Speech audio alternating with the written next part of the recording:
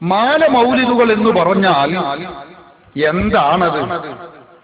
മാല മൗലിദുകൾ എതിർക്കുകയാണെങ്കിലും അത് ഉരുവിടുകയാണെങ്കിലും എന്താണ് മാല മൗലിദുകൾ എന്ന കാര്യം നമ്മളൊന്ന് മനസ്സിലാക്കണമല്ലോ.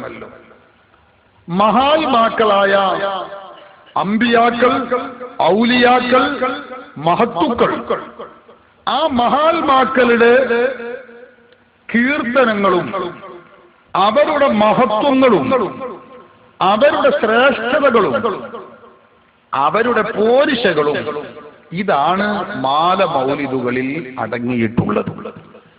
മഹത്തുക്കളായ മഹാത്മാക്കളായ അമ്പിയാക്കളും ഔലിയാക്കളും അതുപോലെ സ്വാലിഹുകളുമായിട്ടുള്ളവരുടെ മദ്ഹുകളും കീർത്തനങ്ങളും അവരുടെ പോരിശകളും അത് നാം പാരായണം ചെയ്യുകയും അത് ഉരുവിടുകയും അത് മറ്റുള്ളവർക്ക് പറഞ്ഞു കൊടുക്കുകയും ചെയ്യുക എന്നതാണ് മാല മൗലിദ് കൊണ്ട് നാം